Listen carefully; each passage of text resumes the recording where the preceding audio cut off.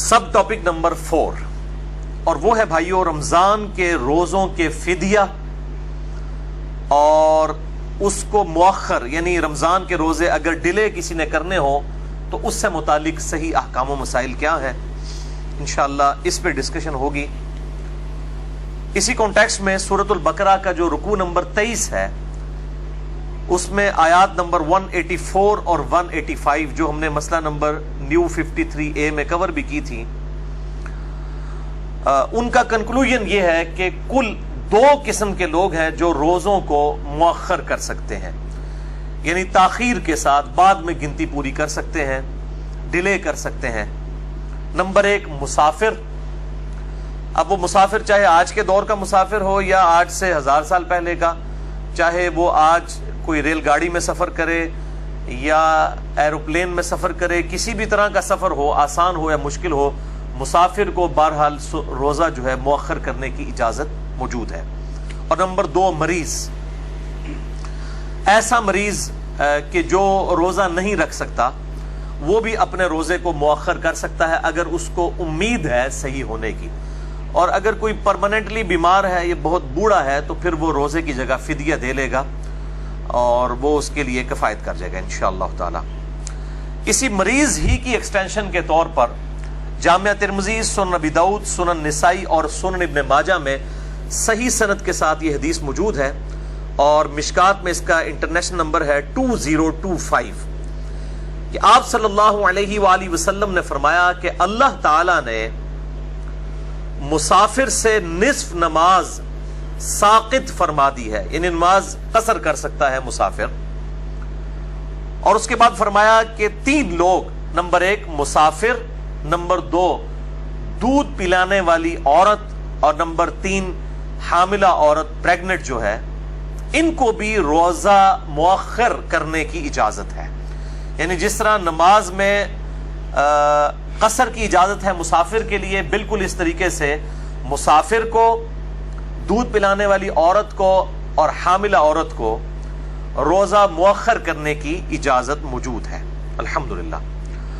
اور اسی میں وہ لوگ بھی شامل ہیں ان لوگوں میں جو مریض ہیں، جیسا کہ قرآن حکیم میں آلریڈی یہ آیت ہم ڈسکس کر چکے ہیں، اور اس میں بھی جو دائمی مریض ہیں وہ مؤخر نہیں کریں گے، پھر وہ فدیہ ہی دیں گے۔ ان کے لیے اجازت ہے کہ وہ روزے کی جگہ فدیہ دے لیں، کیونکہ لا یکلف اللہ نفسا الا وسعها، اللہ تعالیٰ کسی جان پر اس سے بڑھ کر بوجھ نہیں ڈالتا، اس کی وسعت سے بڑھ کر بوجھ نہیں ڈالتا۔ اسی طرح اگر کوئی جوان بھی ہے اور کسی ایسے مرض میں مبتلا ہے کہ اس کے لیے روزہ رکھنا امپاسبل ہے، شوگر کا مریض ہے کوئی، اس اعتبار سے بڑی سخت قسم کی شوگر ہے کسی کو، تو اس کے لیے بھی اجازت ہے کہ وہ روزے کی جگہ فدیہ دے سکتا ہے۔ اور اسی کے تحت ایسی عورت بھی جو مسلسل اس امتحان سے گزر رہی ہے کہ اسے پہلے وہ حاملہ تھی، پھر دودھ پلانا پڑا، اور پھر دوبارہ سے پریگنٹ ہو گئی، پھر اس کو دودھ پلانا پڑا، یوں ہی 8-10 سال مسلسل اس کے اس طریقے سے گزر گئے، تو لا یکلف اللہ نفسا الا وسعها کے تحت کہ اللہ تعالیٰ کسی جان پر اس سے بڑھ کر بوجھ نہیں ڈالتا، تو ایسی عورت بھی پھر فدیہ ہی دے لے، اسے روزے کو بعد میں رکھنے کی ضرورت نہیں ہے، ورنہ تو اس کے اگر 10 سال کے روزے تو 300 روزے بن جائیں گے، اور یہ 300 روزوں کی قضا کرنا بہت مشکل کام ہے۔ تو یہ بھی پھر اسی دائمی مریض اور کیٹاسٹرافک کنڈیشن جو ہنگامی صورتحال ہے اسی کیٹیگری میں فال کریں گے یہ لوگ بھی۔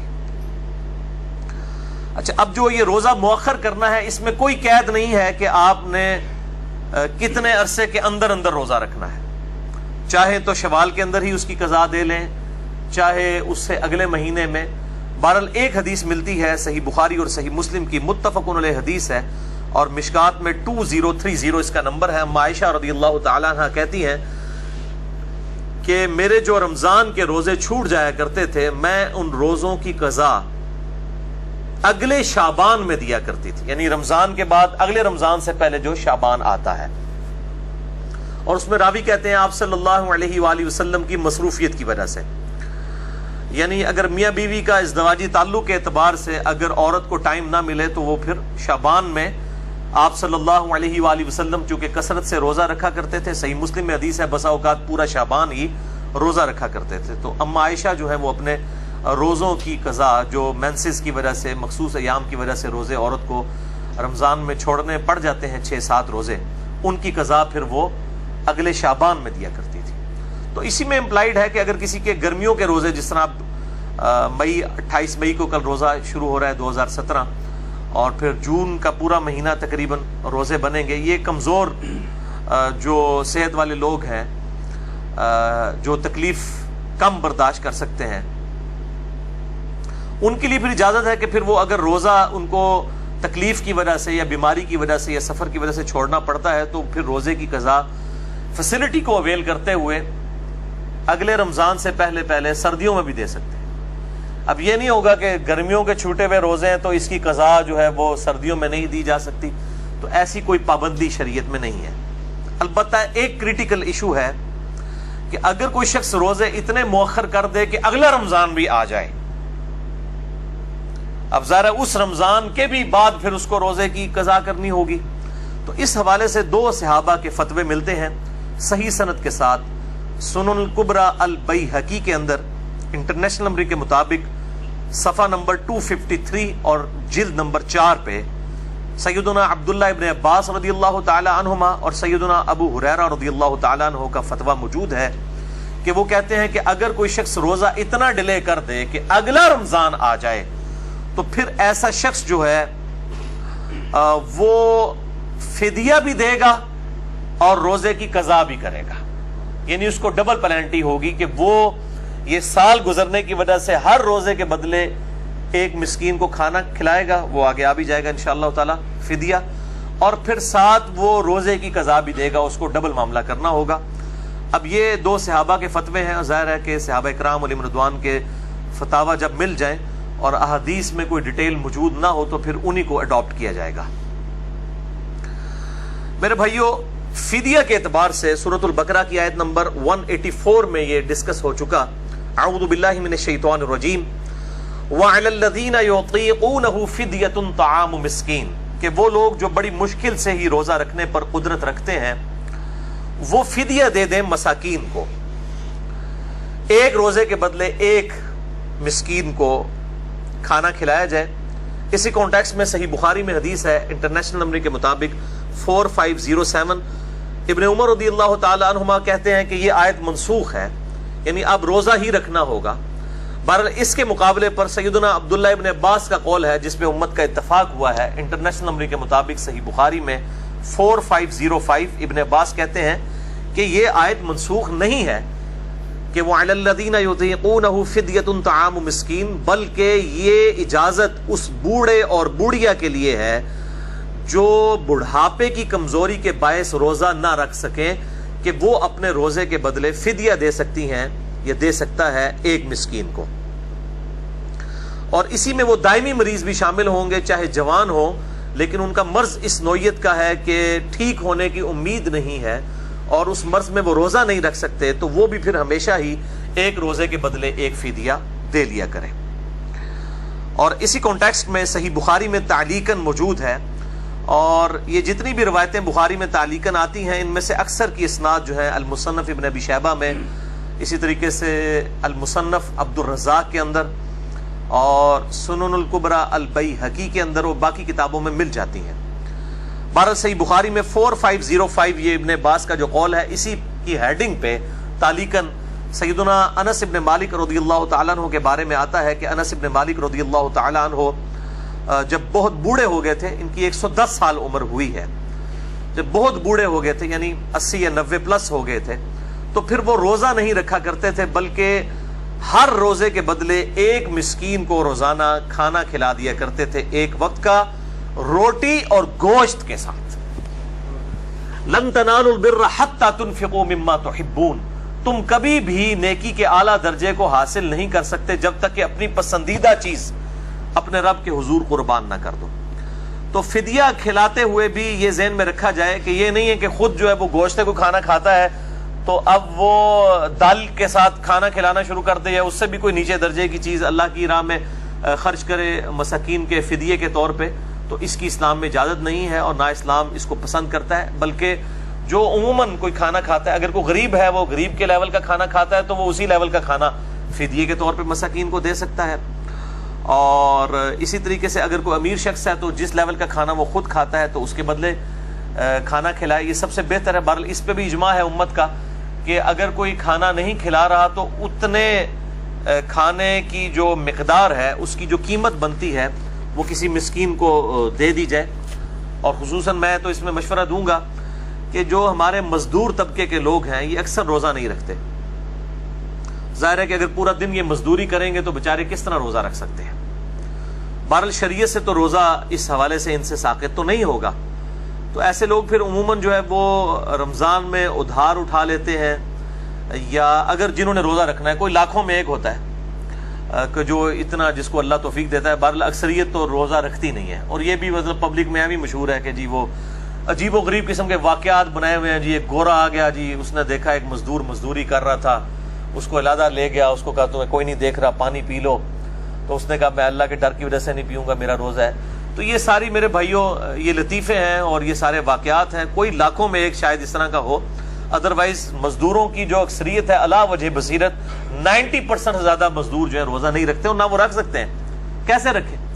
تو ان کو پھر اس قسم کا فدیہ دے دیا جائے, یا کم از کم ان کو 1 مہینے کا خرچہ ڈلوا دیا جائے, تاکہ وہ رمضان کے روزوں میں اپنے کام سے چھٹیاں کر کے تو کم از کم روزے تو رکھ سکیں. ادروائز تو ان کے لیے بڑا مشکل ہو جائے گا. تو اگر کسی کی زندگی موت کی کشمکش بن جائے اور وہ پھر اس صورتحال میں روزہ چھوڑ دے مزدوری کی وجہ سے, اور بعد میں پھر سردیوں میں روزے کو مؤخر کر لے, تو اجتہاداً میں سمجھتا ہوں لا یکلف اللہ نفسا الا وسعہا کے تحت کوئی نہ کوئی گنجائش نکل آئے گی. لیکن یہ عمومی گنجائش نہیں ہوگی. اس کے رشتہ داروں کی, قریبی احباب کی, دوست یاروں کی یہ ذمہ داری ہے کہ اس کے لیے کوئی ایسا معاملہ کر دے کہ تاکہ وہ رمضان میں مزدوری نہ کرے اور اس کو 1 مہینے کا خرچہ ڈلوا دیا جائے تاکہ وہ اپنا جو ہے وہ روزے رکھ سکے. تو یہ زیادہ یعنی حقدار ہیں کہ ان کو مہینے کا راشن ڈلوا دیا جائے. اور یہ ایک مسکین کو کھانا کھلانا 1 وقت کا, یہ تو کم از کم ڈیٹم لیول ہے. اگر آپ اس سے زیادہ بھی کھلانا چاہیں تو بہت اچھی بات ہے, 2 وقت کا, 3 وقت کا, جتنا بھی. 3 وقت کا تو خیر رمضان میں نہ کھلائیں, روزے ہی نہیں رکھے گا وہ. یعنی اس کے ایکویولنٹ آپ اس کو پیسہ دے دیں یا مال دے دیں کہ تاکہ وہ اپنا راشن پانی کے ساتھ معاملہ چلا سکے. بہرحال احناف کا اس میں موقف ہے کہ 2 وقت کا کھانا, تو میں سمجھتا ہوں یہ موقف ان کا غلط ہے, کیونکہ جو صحیح حدیث اس کو سپورٹیو ہے ہمارے موقف کو, وہ صحیح بخاری اور مسلم کی متفق علیہ حدیث ہے. میں نے پچھلی دفعہ بھی ڈسکس کی تھی روزے کی قضا اور کفارہ سے ریلیٹڈ جو ٹاپک تھا. اس میں انٹرنیشنل نمبر کے مطابق مشکات میں 2004 ہے اور بخاری اور مسلم دونوں میں موجود ہے. جو ایک شخص نے اپنی بیوی کے ساتھ ازدواجی تعلق کی وجہ سے روزہ توڑ لیا تھا, تو اس کے کفارے کے طور پر آپ صلی اللہ علیہ وآلہ وسلم نے فرمایا تھا یا تو ایک غلام آزاد کرو. اس نے کہا میں غلام نہیں آزاد کر سکتا, تو فرمایا 60 روزے رکھو. تو اس نے کہا میں 60 روزے بھی نہیں رکھ سکتا, تو فرمایا پھر 60 مساکین کو کھانا کھلا دو. پھر آنورڈ حدیث چلتی ہے. تو 60 روزوں کے بدلے 60 مساکین کو کھانا کھلانے کا آپ صلی اللہ علیہ وآلہ وسلم نے فرمایا. 120 مساکین کو نہیں فرمایا, اور نہ 60 مساکین کو 2 ٹائم کا کہا, بلکہ کہا یا 60 روزے رکھ لو یا 60 مسکینوں کو کھانا کھلا دو. اگر یہ عموم میں بات کی جائے گی کہ 60 مسکینوں کو کھانا کھلا دو یا 60 لوگوں کو روٹی دے دو, یا عموماً ہمارے بھی جب کوئی فنکشن ہوتا ہے تو ہم کہتے ہیں جی ہم نے روٹی دینی ہے, تو 2 ٹائم کی تو کوئی نہیں روٹی دے رہا ہوتا, نہ شادی کے موقع کے اوپر نہ کسی اور موقع پہ 1 وقت کی روٹی دی جاتی ہے. یا اسی طریقے سے کوئی سرمنی جب سیلیبریٹ کی جاتی ہے تو کہا جاتا ہے جی ہم نے روٹی دینی ہے. تو روٹی کا مطلب تو کوئی بھی یہ نہیں لیتا کہ 2 ٹائم کی روٹی دینی ہے رشتہ داروں کو, 1 ٹائم کی دی جاتی ہے. یہ انڈرسٹوڈ ہے. تو 60 روزوں کے بدلے کہا گیا ہے 60 مساکین کو کھانا, تو ایک ہی وقت کا مسکین کا فدیہ جو ہے وہ ایکویولنٹ اس کے کافی ہے. تو آج 27 مئی 2017 ہے, کل انشاءاللہ تعالی پہلا روزہ ہوگا 28 مئی 2017 کو. تو آج کی ڈیٹ میں جو ایک عام نارمل کھانا ہے تقریباً پاکستانی 100 روپیہ 100 روپیز جو ہے وہ فدیہ بن جاتا ہے. اور جو ذرا اچھے لیول کا کھانا کھانے والے ہیں تو 150 200 بھی بن جاتا ہے. یہ ہر شخص نے خود ڈیسائیڈ کرنا ہے کہ وہ کس لیول کا کھانا کھاتا ہے, اور اس لیول کا کھانا, بلکہ کھانا کھلانا زیادہ آسان ہوتا ہے, وہ سستا پڑ جاتا ہے. گھر میں اگر کھانا پکا ہوا ہو تو ایک مسکین کو کھانا اگر کھلایا جائے تو وہ 50 روپے سے بھی کم لاگت آئے گی. تو ضروری نہیں ہے کہ آپ نے پیسے ہی دینے ہیں, سب سے بہتر تو یہ کہ کھانا کھلانا ہے.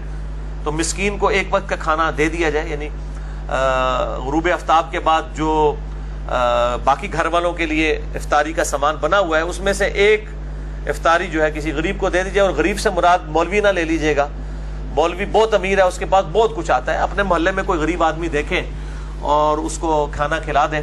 اور کئی ایسے روزہ دار بھی ہیں جو بڑے مشکل سے سحری اور افطاری کا اہتمام کرتے ہیں، ان کے لیے سحری کے وقت سحری بھجوا دیں، کبھی افطاری کے وقت افطاری بھجوا دیں، چاہے تو دونوں بھجوا دیں، 2 وقت کا دے دیں، جتنا گڑ ڈالیں گے اتنا میٹھا ہوگا. اللہ تعالیٰ تو مطلب نیتوں کو دیکھتا ہے. بہرحال ڈیٹم لیول جو ہے وہ 1 وقت کا کھانا ہے. تو اگر کوئی 2 وقت کا کھانا دینا چاہتا ہے یا اس سے زیادہ اللہ کی راہ میں خرچ کرنا چاہتا ہے تو بالکل اس کی اجازت ہے. تو اس میں کوئی قید نہیں ہے. اسی طریقے سے اگر کوئی انگلینڈ کے اندر یا امریکہ کے اندر ہے تو وہ پاکستانی فدیہ نہیں دے گا، وہ اپنے اعتبار سے فدیہ دے گا.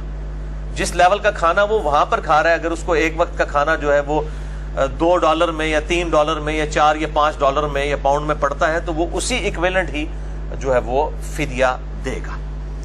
یہ خود ڈیسائیڈ کرنا ہے انسان نے اپنے لیے. سب ٹاپک نمبر 5، کیا مسافر سفر کے دوران روزہ رکھ سکتا ہے؟ اس کا صحیح مسئلہ کیا ہے؟ اس کانٹیکسٹ میں کل 5 صحیح الاسناد احادیث انشاءاللہ تعالی میں ڈسکس کروں گا. پہلی حدیث صحیح بخاری اور صحیح مسلم کی متفقن علیہ حدیث ہے، اور مشکات میں اس کا نمبر ہے 2021، کہ آپ صلی اللہ علیہ وآلہ وسلم سفر میں تھے تو آپ نے ایک جگہ دیکھا کہ ایک ہجوم جمع ہے، تو آپ صلی اللہ علیہ وآلہ وسلم اس ہجوم کے قریب آئے تو دیکھا کہ ایک کوئی شخص ہے، ایک شخص، اس کے اوپر کافی لوگوں نے جو ہے وہ چھتری نما سایہ کیا ہوا ہے پورا، یعنی سمجھ لیں ایک ٹینٹ اٹھا کے رکھا ہوا ہے ایک بندے کے اوپر، کوئی امیر کو چودھری ٹائپ بندہ ہوگا. تو آپ صلی اللہ علیہ وآلہ وسلم نے فرمایا کہ اس شخص کو کیا ہوا ہے؟ تو لوگوں نے بتایا کہ اس نے اللہ کی رضا کی خاطر سفر میں روزہ رکھا ہوا ہے. روزہ انہیں رکھا تو مصیبت باقی نو پائی ہوئی ہے، باقی جڑے جناب وہ چھتری لے کے کھلوتے ہوئے نے. تو آپ صلی اللہ علیہ وسلم نے وہاں پر فرمایا کہ سفر میں روزہ رکھنا کوئی نیکی کا کام نہیں ہے. یعنی اس قسم کی نیکی جس میں آپ لوگوں کو عذاب میں ڈال دیں، اور ساتھ آپ نے ملازم رکھے ہوئے ہیں کہ جو آپ کو جناب جس کو کہتے ہیں وہ پیمپرنگ کر رہے ہیں، تو اس قسم کا روزہ رکھنا کوئی سفر میں نیکی نہیں ہے کہ آپ لوگوں کو مصیبت میں ڈال دیں. دوسری حدیث بھی بخاری اور مسلم کی متفقن علیہ حدیث ہے، مشکات میں 2019.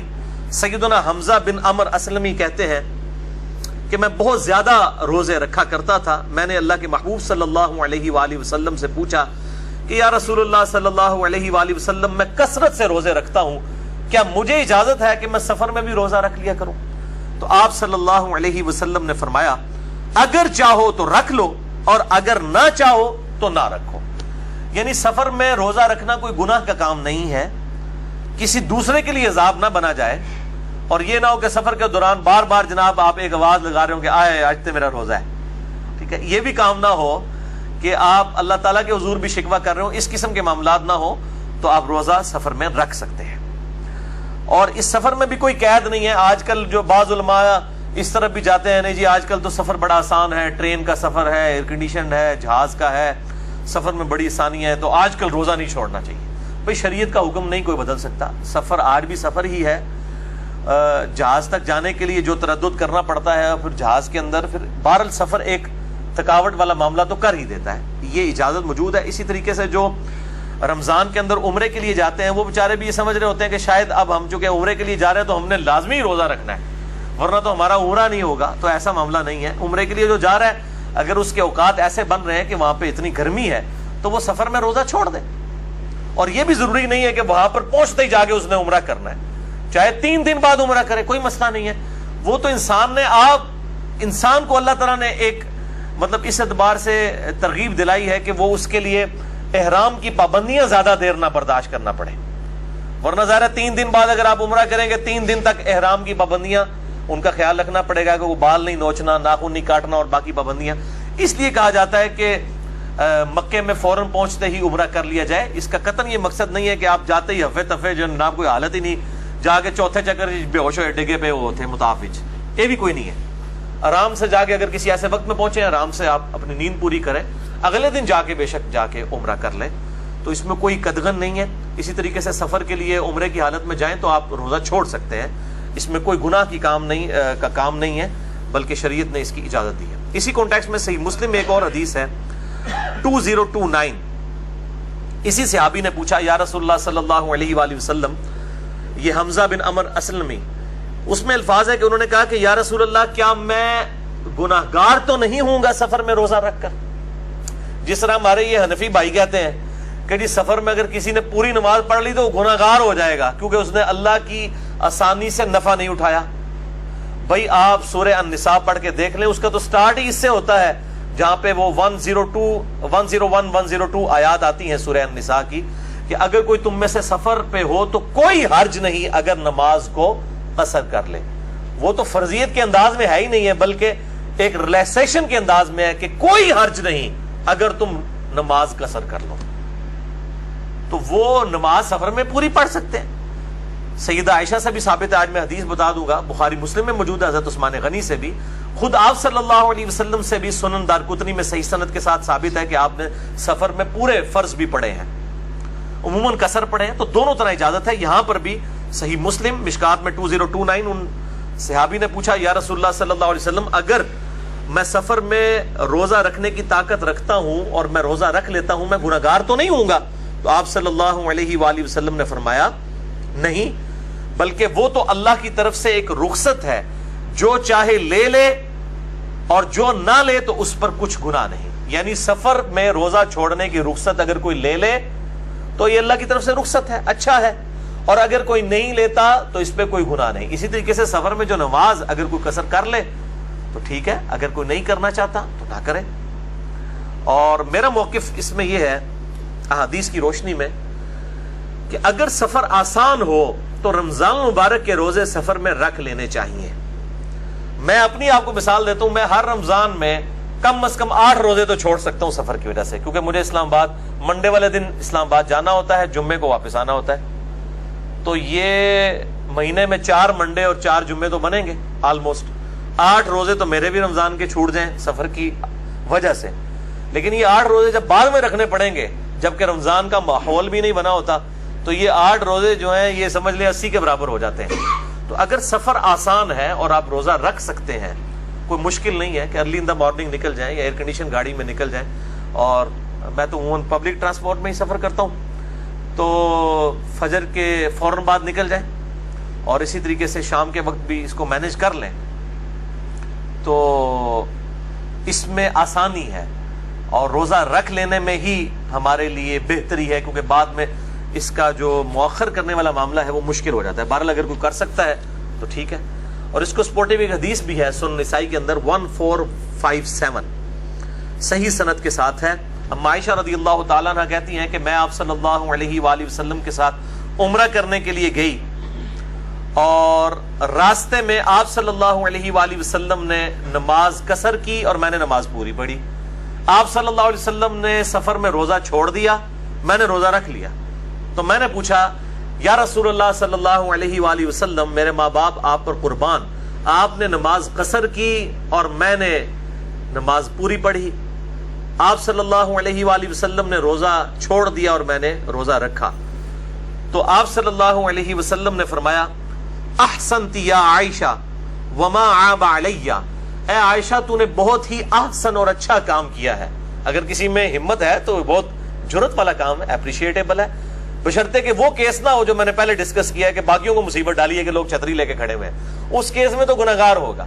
لیکن اگر کوئی شخص انڈیویجولی کوئی ہمت رکھتا ہے تو آپ فرمائے احسنتی یا عائشہ وما عاب علیہ, اے عائشہ تو نے بڑا اچھا کام کیا اور مجھ پہ بھی اس معاملے میں کوئی قدغن نہیں ہے کہ جو میں نے روزہ جو ہے وہ چھوڑ دیا, اس پہ میرے پہ بھی کوئی گرفت نہیں ہے, یہ آسانی کو جو میں نے اویل کیا نماز قصر پڑھنے کی. تو یہ وہ حدیث ہے. اور اسی کانٹیکسٹ میں سنن دارقطنی میں موجود ہے کہ آپ صلی اللہ علیہ وآلہ وسلم نے صحیح سند کے ساتھ کہ آپ نے بھی سفر کے اندر جو ہے وہ نماز پوری ادا کی تھی. آپ صلی اللہ علیہ وسلم سے سفر میں روزہ رکھنا بھی ثابت ہے, میں پچھلی دفعہ ڈسکس بھی کر چکا. تیسری حدیث صحیح مسلم سے ہے مشکات میں 2020 نمبر. ابو سعید خدری رضی اللہ تعالیٰ عنہ کہتے ہیں کہ 16 رمضان المبارک کو ہم نبی صلی اللہ علیہ وسلم کی معیت میں جہاد کے لیے گئے تو کچھ اصحاب نے روزہ رکھا ہوا تھا سفر میں اور کچھ نے نہیں رکھا تھا. جنہوں نے رکھا تھا انہوں نے نہ رکھنے والوں کو کوئی ملامت نہیں کی, اور جنہوں نے نہیں رکھا تھا انہوں نے رکھنے والوں کو کوئی ملامت نہیں کی. یہاں تو الٹ ہوتا ہے, جو رکھ لے گا دوسروں کو جناب وہ پھر کہے گا جناب اٹے کٹے ہو کے روزہ رکھ سکتے سو کیوں نہیں رکھا, اور اگر کوئی مولوی ٹائپ ہوگا جس کو مسئلہ پتا ہوگا اور اس نے روزہ نہیں رکھا ہوگا تو وہ رکھنے والوں کو ٹانٹ کر رہا ہوگا کہ جناب تجھے یہ جڑا اللہ دی فیسلٹی تو فائدہ نہیں چکا ہے. جو کچھ یہ حنفیوں نے یہ پراپوگنڈا کیا ہوتا ہے کہ نہیں جی لازمی واجب ہے قصر کرنا ہے اور روزہ چھوڑنا ہے. واجب نہیں ہے, یہ ایک آپشن ہے. اگر وہ اویل کر لیتا ہے ٹھیک, نہیں کرتا تو کوئی مسئلہ نہیں. چوتھی حدیث بھی بخاری اور مسلم دونوں میں ہے, مشکات میں 2022. انس ابن مالک کہتے ہیں کہ آپ صلی اللہ علیہ وآلہ وسلم کے ساتھ ہم سفر میں شریک تھے. کچھ لوگ روزے سے تھے اور کچھ لوگوں نے روزہ نہیں رکھا ہوا تھا. یعنی اصحاب میں کوئی اس میں اختلاف نہیں تھا, جس کی مرضی رکھ لے جس کی مرضی نہ رکھے.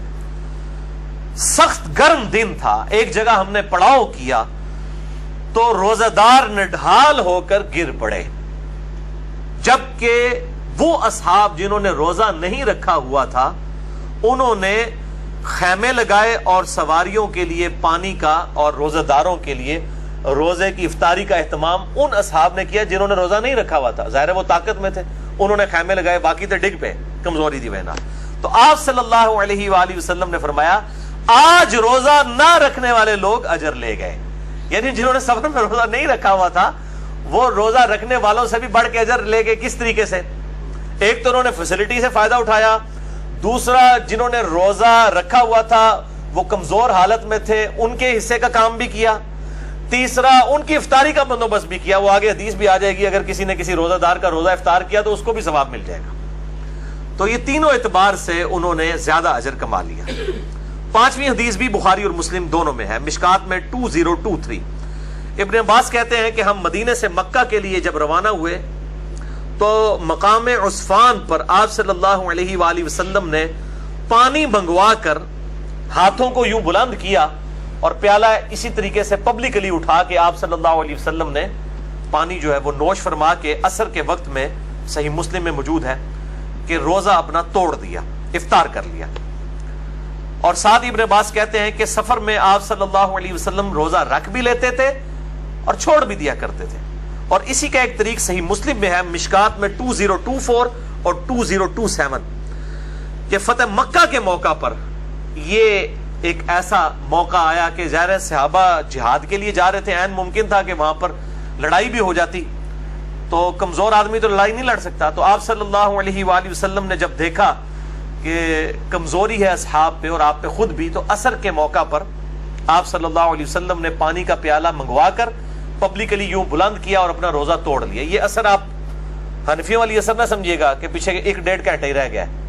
یہ اثر وہ ہے جو کم از کم افطار میں ابھی 2 سے 2.5 گھنٹے پڑے ہوئے ہیں, اور ظاہر کریٹیکل وقت ہے. آپ صلی اللہ علیہ وآلہ وسلم نے روزے کو توڑ دیا, اور ظاہر اعلانیہ اس لیے کیا کہ باقی اصحاب بھی روزہ توڑ دیں.